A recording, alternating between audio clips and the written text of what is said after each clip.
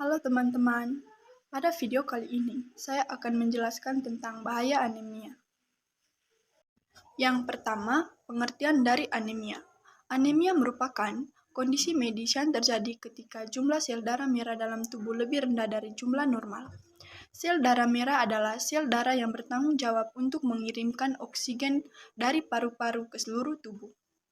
Ketika sel darah merah dalam tubuh sedikit dan mengalami gangguan, maka tubuh tidak dapat menerima oksigen dengan cukup.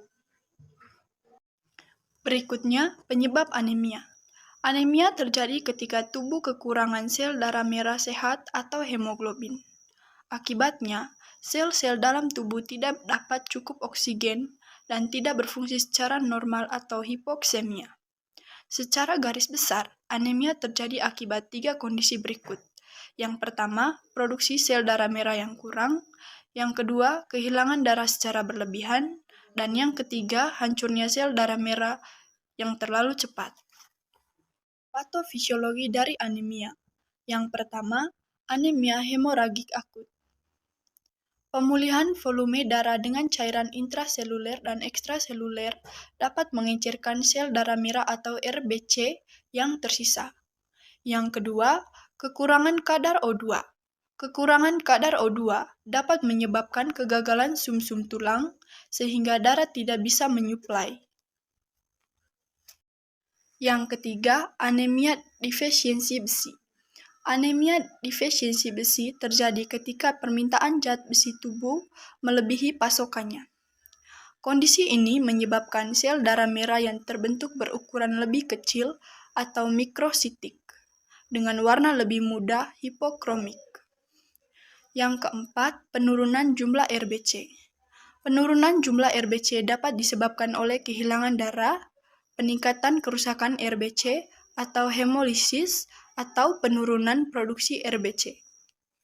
Siapa saja yang dapat mengalami anemia? Anak-anak, remaja, dewasa, perempuan dewasa laki-laki, calon ibu, dan wanita hamil. Tanda-tanda seseorang terkena anemia. Yang pertama, lelah, capek, lesu, dan lemas.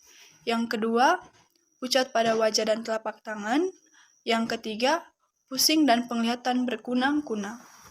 Berikutnya, akibat dari anemia. Yang pertama, penurunan imunitas. Yang kedua, penurunan konsentrasi. Yang ketiga, penurunan prestasi belajar. Yang keempat, tidak bugar dan mengalami penurunan aktivitas. Yang kelima, terganggunya pertumbuhan dan perkembangan, lebih rentan terhadap infeksi, dan lebih rentan terhadap keracunan. Yang keenam, masalah jantung. Yang ketujuh, gangguan kognitif. Dan yang ke-8, gangguan emosi. Cara pencegahan dari anemia.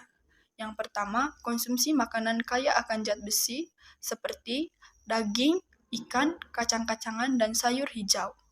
Yang kedua, sertakan vitamin C untuk meningkatkan penyerapan zat besi. Yang ketiga, hindari makanan penghambat, batasi teh, kopi, dan kalsium saat makan. Yang keempat, rutin periksa kesehatan, lakukan pemeriksaan darah secara berkala. Yang kelima, konsultasi dengan dokter jika memiliki gejala atau riwayat anemia. Berikutnya, tujuan pencegahan anemia.